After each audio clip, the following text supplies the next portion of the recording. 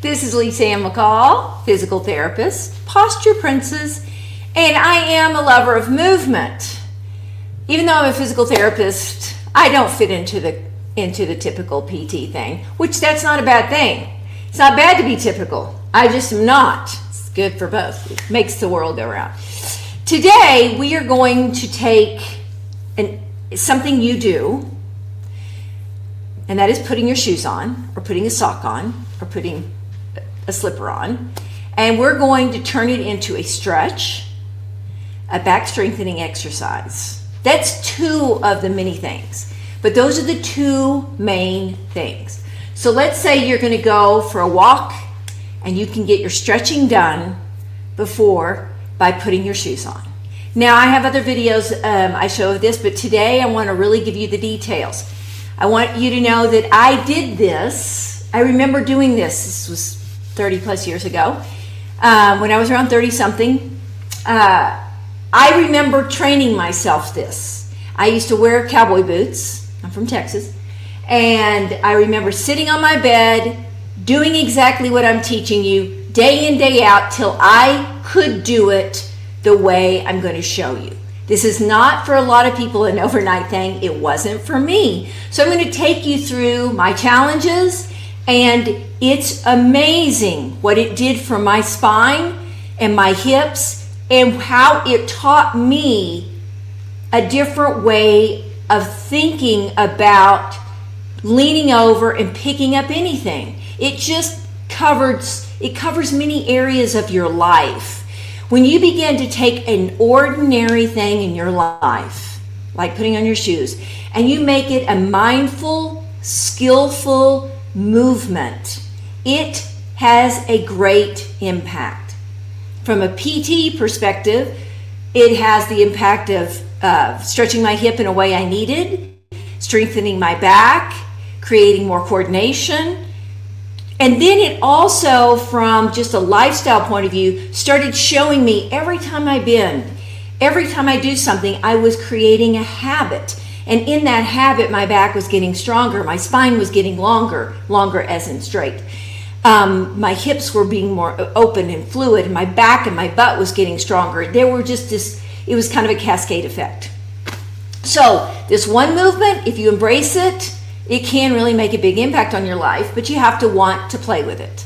I like to think about things as not so much just challenges, but creative curiosity challenges. I'm curious, okay, what's going to happen if I do this? Well, curiosity is just really like one of the greatest gifts that we have as humans. It can really open our world. So let's get a little creative. Let's get a little curious. And here we go. Boom! Here we go. Putting on our shoes. Okay. So I'm going to use this ottoman as something to sit on to do this. Now, the reason I put two pillows here is because if your hips are really tight, you're going to have to elevate your surface. For instance, I could probably do it on a low surface, because I have really pretty good mobility. I have very good mobility in my hips. I can reach out, I can pick my leg up, I can do this with great ease. I used to couldn't do that. So I'd have to sit on my bed and I had a low bed, but I'd have to sit on my bed and I would have to pile up pillows, and this is kind of how I started, something like this, okay? So what you want to do is first learn how to bend. And I'm going to pull this up so you can see my spine. So if you've ever been with me, you'll know that I find where my spine is. I put my hands on my flesh, and I put my fingers along my spinous process. That's your spine. And I make sure I have a groove, or I have an arch. So if my bottom's tucked, all those vertebrae are going to stick out, and that's not what I want. I want to put an arch in my back if I don't have one. If I have too much arch, then just relax your shoulders and chest. Most people don't have too much arch. Okay, so I got to find that little arch the best I can. If you don't have one, stick your butt out and then just play like you have one. I didn't have one either. I had to stick my butt out. I had to stick my butt in the air and sit down on my crotch, okay? So I had to exaggerate it so that I could just even have a straight back. I was very tucked under. I was very slumped in the upper spine. I was stuck. I was really stuck, okay? And so I couldn't get my spine to be straight and bend at my hips. That's just a very challenging concept for me. So that's how I started. So you're sitting down on your crotch, your butt is elevated a little in the back. You feel like you're putting more pressure on the front. So if people always say, are you on your sit bones? You're on the front of your bone. You will feel some pressure on your sit bone, but the majority of the sitting is on the front. It's called your pubic bone on the front. That's, people really feel that, like, wow, that's really different. Okay, now, to go down and get my shoes, there's two ways you can do that. You can keep your spine straight and go get a shoe, or you can just start with your shoe up here. Who cares? Got my shoe. Well, yeah, I do care. Yeah, I got to keep it down there. Sorry, we're going to have to keep the shoe down there. So here we go. I'm going to show you a couple ways of doing this. The first thing I want to do is I want to pick my leg up and cross it over this leg. So I've got to put my fingers on my spine. I got to go over and keep that groove. And then what I have to do, well, I'm going to put this up here. I'm going to have to take my leg, move this around till I feel like I can put weight in it, take this leg with my hand and pick it up and put it on my leg. And then I can put my shoe on with my spine really straight. Okay? And if you do this correctly, then you're way advanced, because it's very hard to do it correct the first time. Usually people do this and their leg just falls off, or it whips off. Okay, so what I'm going to do, I'm going to do this leg. Now here's what I'm trying to do. I'm trying to keep my upper spine from going over and slumping and picking up my leg with a slump. That's a slump, okay? That's bent forward too much. I need my upper spine to feel like it's just so straight, it's like braced straight. And why I do that is because I'm working muscles in my upper back. So I come over and I'm stretching in my hip and the muscles are in my upper back, and I move this foot around to where I feel like if I pick this foot up, that foot's going to keep me stability, and this hand. So this is the hardest part for people, is to grab and to keep their back straight. You probably won't be able to. If you can, that's great. And then I bring it up here, and this is a big stretch. Now I put my shoe on if I want. Back is real straight. I'm not doing the slump over, okay? I'm not doing the slump over. Then you can sit here and stretch your hip out if you want. You can put your leg down, and you can just do this and do it as a stretch. You can sit here, talk to somebody, watch TV, whatever you want, but this is a great way, if your spine is really straight, to get a hip stretch. To know your spine is straight is put your hands on your hips, and if they feel like they're rolling backwards, your spine isn't straight. Put your hands on your hips and roll your hips forward and try to force an arch in your back. Yes, force an arch if you know you don't have one. It will not hurt you. Unless you feel discomfort, like like pain, then don't do it. That's your body is very kind to tell you when you're doing something wrong. It said, don't do that. It's the cool thing about the body. So now I'm getting a hip stretch. I can put down. Now, I'm going to show you how to do it on the wall. Some people say, man, that is way too low for me. I can't do that. That's whoa, baby. So you come over to the wall, you bend and stick your bottom up. You maybe reach down and get that. Move your feet apart or together, and then you pick up your leg and cross it, and you bend the best you can from your hips. Now, I think that demands more balance, but maybe for you, that's easier.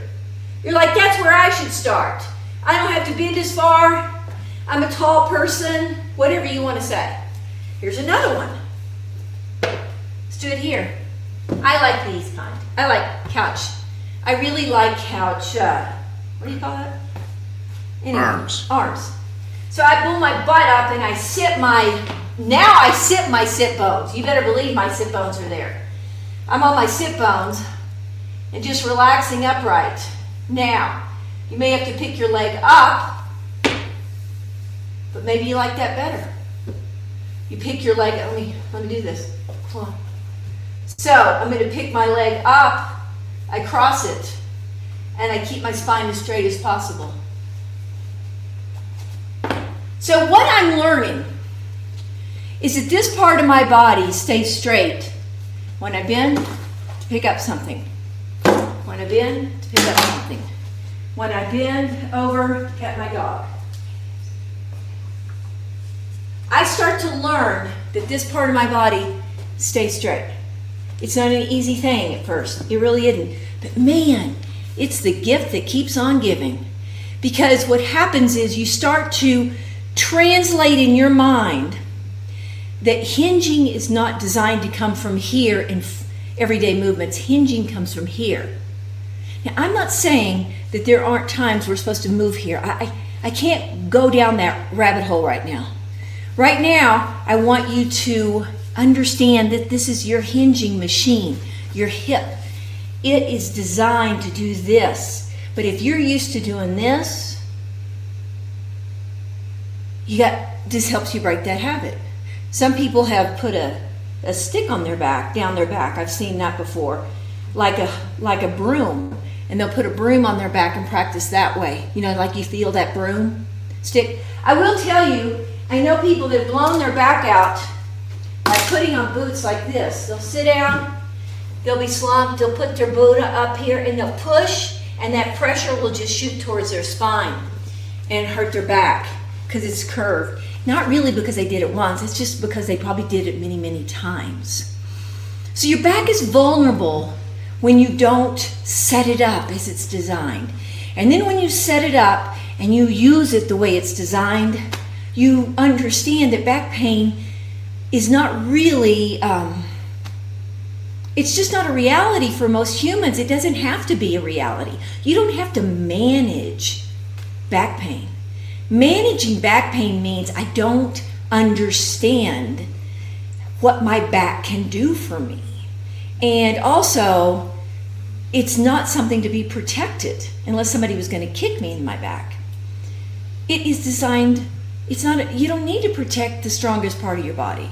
So these things are just comments. They're just ideas until you experience it. It doesn't matter what I say. It doesn't matter what anyone says. What matters is your experience, how you experience your back. Play with it. I used to keep my hands on my back all the time so that I could go over and pick something up the best I could. I would just do this, and it also stretched my shoulders out, which was really nice. And I would just keep until I feel my back. I can feel it. I'm like, oh. A lot of people that do somatic release work tell me that I do help people with somatic release because they're touching their back. They're touching their neck. You know, they're touching, and that's really helpful. So there's just so many lovely overlaps to doing something very simple. Simple doesn't always mean easy. I can tell you that for sure. Put my hand on my back. I pick my leg up, and pretty soon you'll be able to pick your leg up, and your back will just be in the right place. And that's such a powerful back, such a strong back, if you can pick your leg up like that and your back doesn't shift around. So focus on structure, not on muscles. Muscles follow bones. And if I relax my muscles, focus on how I'm moving, the correct muscle groups will kick in, and the muscle groups that I don't want to be working will quiet down. So there'll be a relaxation and an activity, and they'll balance out, and that is called, in my world, a skillful, mindful movement. And that's what putting your shoes on like that does. Okay, there you go, Scooby-Doo. Question number 1 from Charlene in Tucson. Do those slip-in shoes drive you crazy? No, they really don't. They're not, they have this little thing on the back. I don't like tie shoes as much. You know, I have some, but I like those stretchy ties too. I use those on my hiking shoes. I think what she means is it doesn't require people to bend over and put their shoes on. They just can slip in their shoes. Well, Does that drive you crazy? No. Oh, that they can slip in them. Oh, I'm so sorry. It took me a minute. No, it doesn't. It's just that it's kind of like if you had a whole lot of money in the bank and you never knew you did. That's kind of a drag. Somebody put about a couple of million in my bank account, but I never went over and checked it to find out that I was rich. That'd be a bummer. You become rich with movement when you pick your shoe up. You become physically wonderfully happy. This is for you. You know, we're making everything so convenient, but we're so unhappy in our bodies. We're so frightened in our bodies. This makes you feel strong and smart. Now, I love that we are modern and there's ease because I have a choice.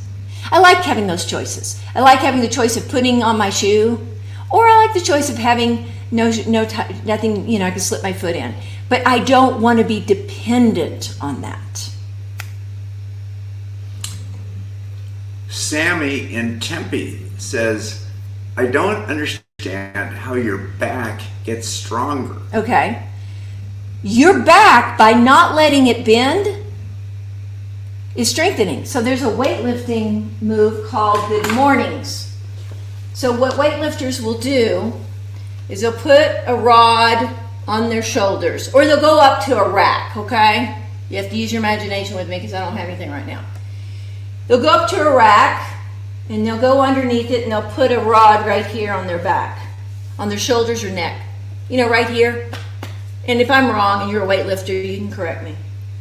They'll put their legs apart and they'll bend over with a straight back and make sure that this doesn't hit their neck. And they'll go over and they'll come up. And they'll go over and they'll come up. What's the difference? A lot of times they don't even put weight on it. They'll just put the bar. What's the difference? So I don't have a bar. I just do this. There's a lot of dancers that are really strong, and it's because they use their body skill. There's a lot of ability to get your back strong by just putting it in the right position. Try it. Instead of you not understanding, go see how it feels, because if you do what I show you a bunch of times, your back will start to get stronger. Your hips being tight forces your back to work to stay straight. If my hip is tight, there's a tendency of me to roll. Then I'm not using my back in a straight position, so I can't use the right muscles. Okay, I'll follow up on that. Are you strengthening your lower back or your upper back? The whole back.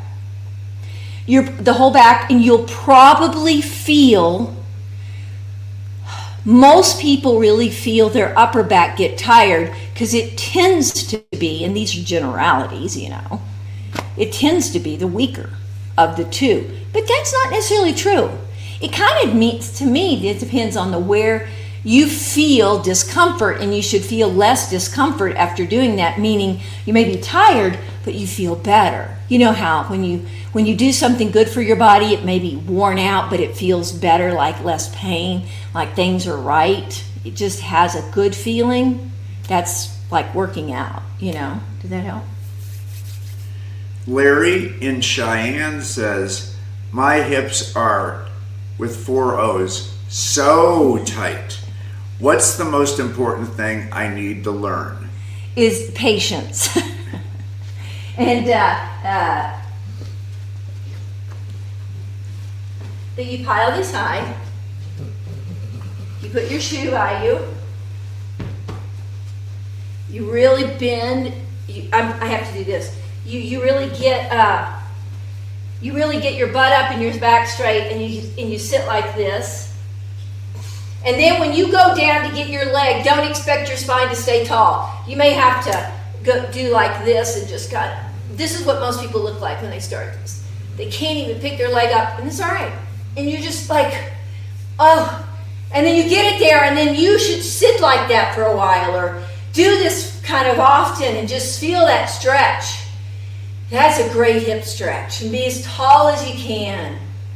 And breathe and just hang out and watch sports, whatever works for you. Let it go, and then do the other one. Maybe Maybe you pick up at the knee and you get as best you can. Maybe your knee's like this. Maybe it goes like that and you're like, how am I ever gonna get that knee open? You don't worry about it. You just repeat, repeat, repeat, repeat, and then boom. There you go. There you go. You just show up over and over and over and over again. Otto in Page says, I can bend okay, but my knees are crippled and restricted. Options? You do this, don't you? I try. So my husband's has had 2 knee replacements, and he doesn't have full range of motion in the flexion department. And so what happens if his knee if it's limited, you're going to have to get more motion in your hip over time. That's not a bad thing, because if this thing is really limited, I got it. I'm with you. That's okay. Then what you need to do is get this hip and maybe a little bit of the ankle and the back straighter so that you don't lose more hip. So many people that have really tight knees end up having to get new hips because they can't get, their knee restriction is causing hip restriction. So you just do the best you can, bringing it up to the level you can. If this is it, if that's what you've got, then that's what you work on. And you get working on getting this more flexible, okay? That right there is a lot of work. That's if my knee won't move. Does that look like, John, is that kind of there? Yeah, so you just do that over and over again. You do that over and over again. If your hips are okay, meaning you got some motion, then you use that motion you have. If I don't have more motion here, I need to get here and here. Body's very forgiving. But if I have a lot of restriction or gimpy knees, that is going to influence my hips if I am not proactive in maintaining and keeping my hip range of motion. And it may help your knees. Email me and let me know. Celine in Williams says, standing and bending, no can do. That's okay. What about if I put a shoe on a table to reduce the bending challenge? I was going to do that, but it didn't work really with the video. But I'll do it right here. So I was going to do that, you know. So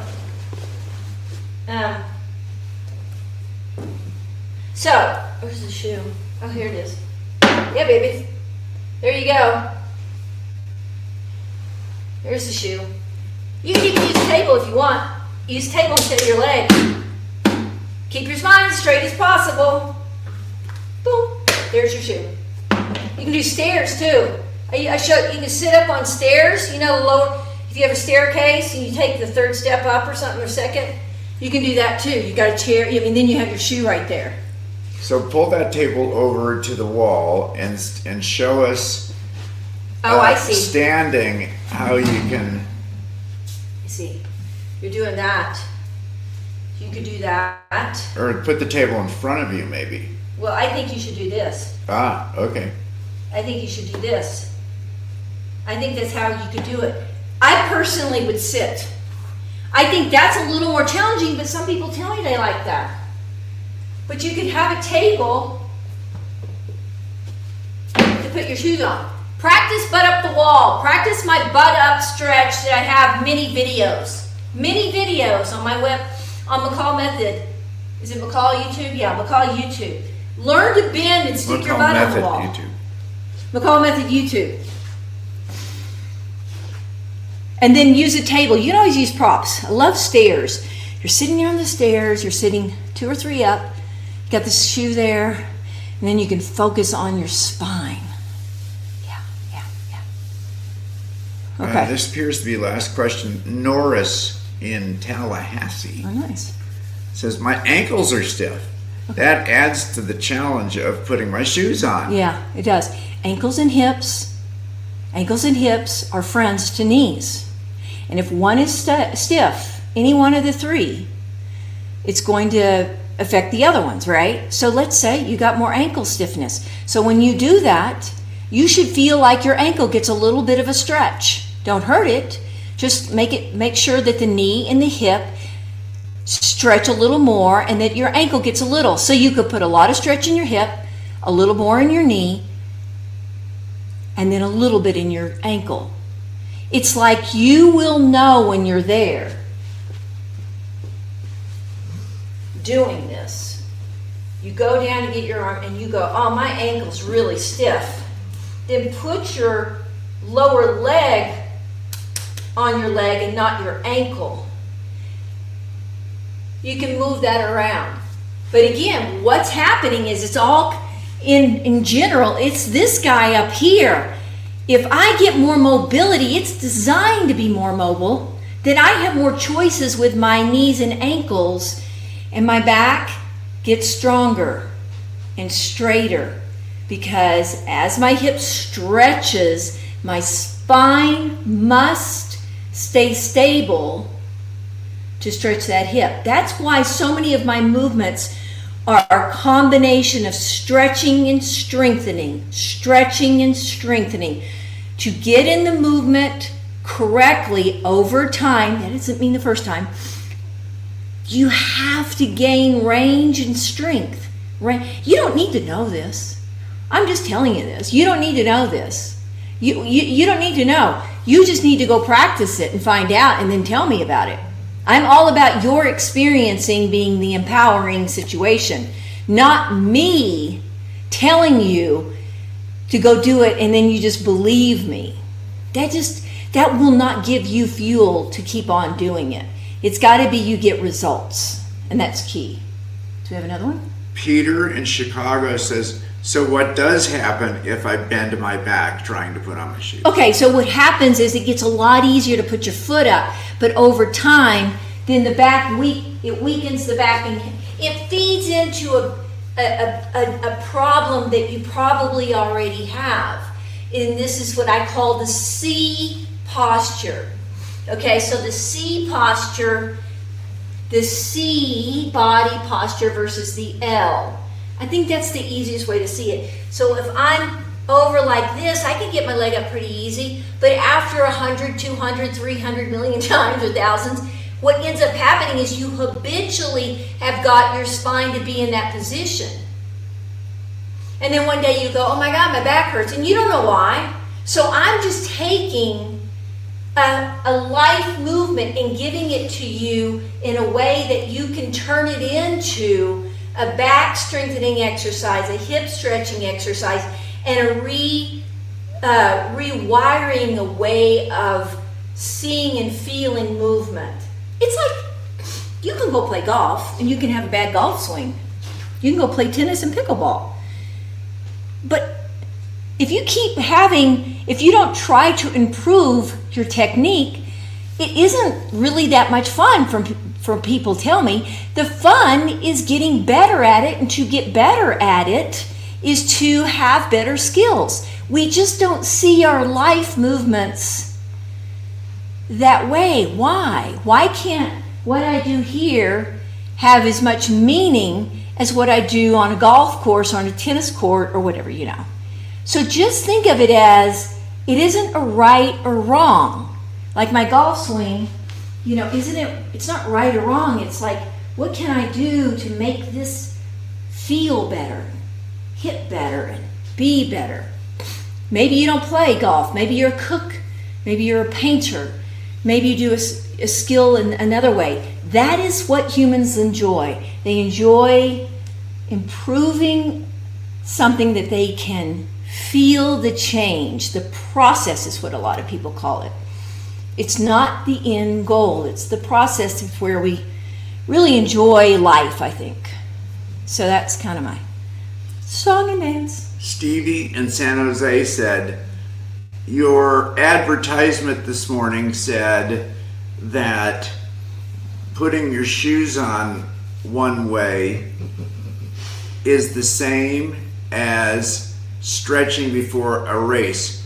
What are you stretching? You're stretching your hips. So for instance,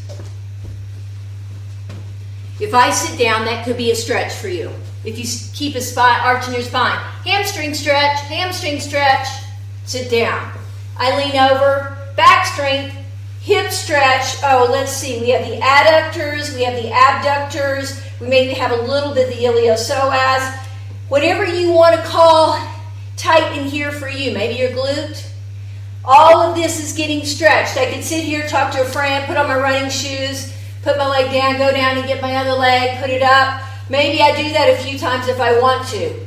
But as I get ready, I have the ability to use the movement right there as a movement that will stretch the inside and outside and the front of my hip where most people are tight, and helps me with my back posture, quote posture, that will help me run and walk more upright. I don't know how else to say it. Everything's connected, baby. Okay. What? Is there something? Nope. All right. So this is it. Like, share, subscribe, email me at McCallMethod.com. I want to hear from you. I really appreciate your time. I love doing these. Keep coming back. Thank you.